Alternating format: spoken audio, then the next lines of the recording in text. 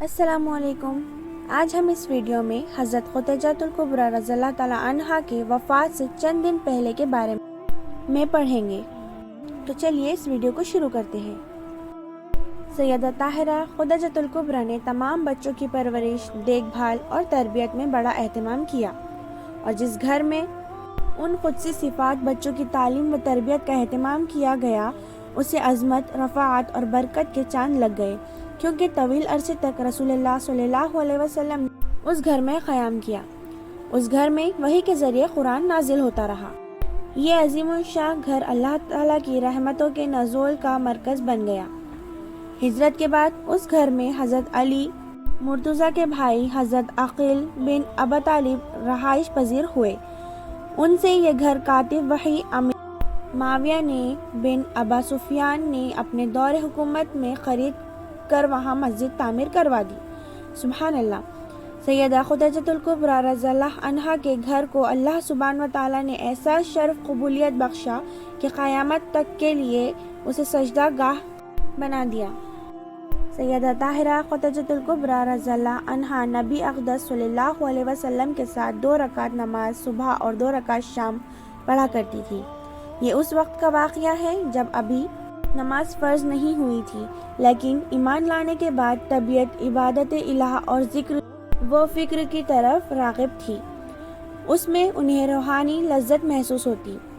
اشعث بن قیس کے بھائی عفیف القدنی بیان کرتے ہیں کہ عباس بن ابو مطلب میرے گہرے دوست تھے، کیونکہ وہ اکثر و بیشتر عطریات خریدنے کے لیے یمن میرے پاس آیا کرتے تھے۔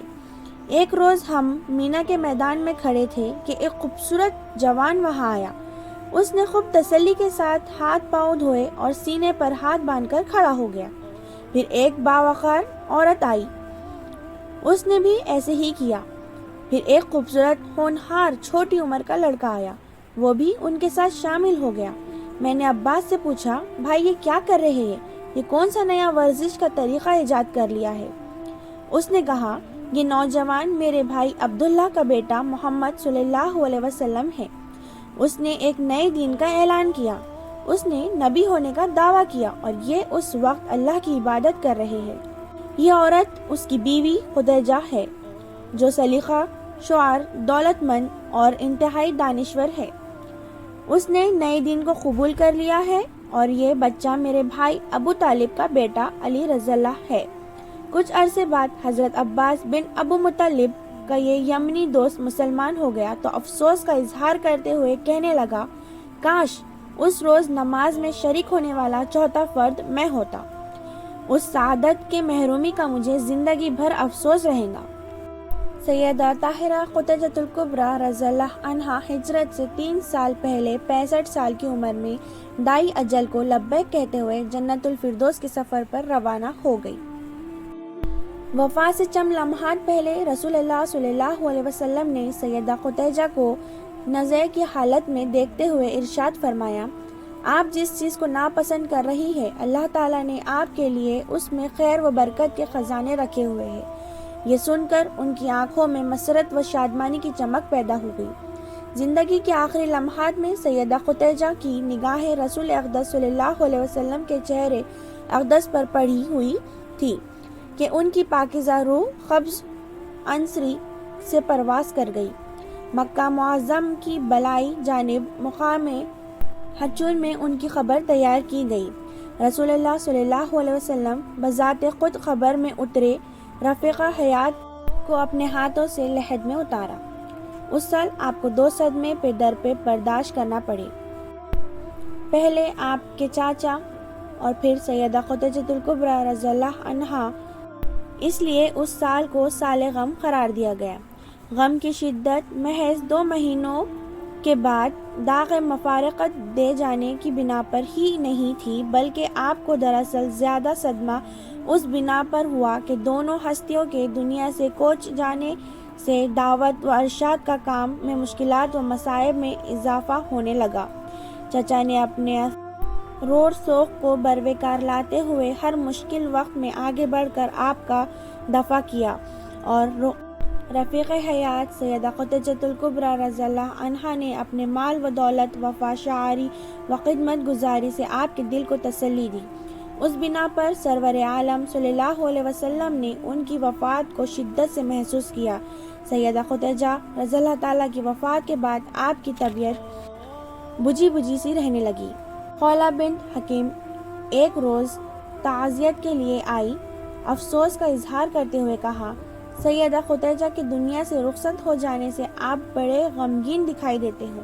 آپ نے فرمایا، کیوں نہیں، وہ میرے بچوں کی شفیق ماں تھی، اس نے مشکل وقت میں میرا ساتھ دیا، میری رفاقت میں آ کر وہ دنیا کی ہر چیز کو بھول گئی تھی، اس نے محبت، وفاداری اور سلیقہ شعاری کا حق ادا کر دیا، مجھے وہ بھلا کیوں نہ یاد آئے، میں اسے کس طرح بھول سکتا ہوں۔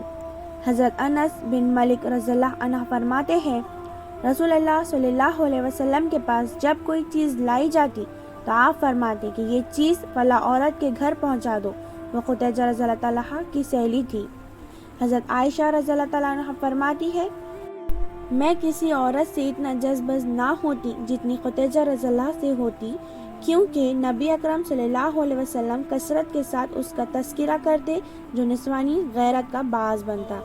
حضرت عائشہ رضی اللہ عنہا فرماتی ہے، نبی اقدس صلی اللہ علیہ وسلم جب کبھی بکری ذبح کرتے تو فرماتے کہ گوشت خدیجہ کی سہیلیوں کے گھر پہنچا دو۔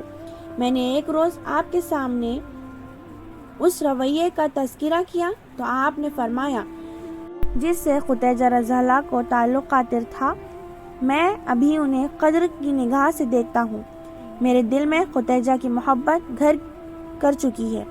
حضرت عائشہ رضی اللہ عنہ فرماتی ہے کہ رسول اللہ صلی اللہ علیہ وسلم جب بھی سیدہ خدیجہ کا تذکرہ کرتے تو دیر تک اس کی تعریف میں رطب اللسان رہتی، اس کے لیے بخشش کی دعا کرتے۔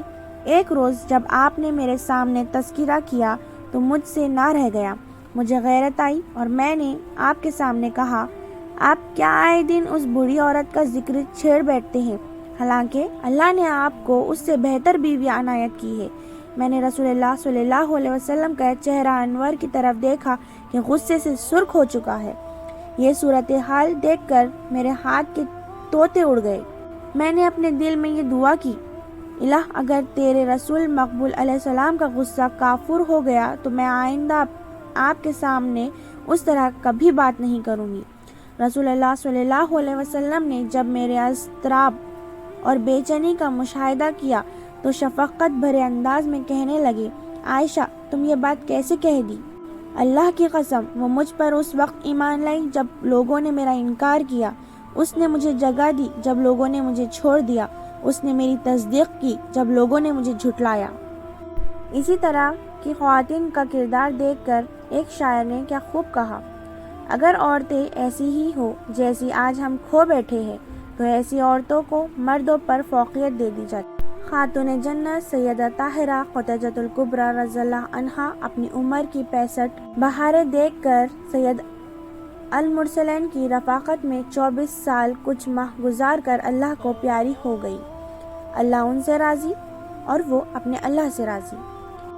جزاک اللہ۔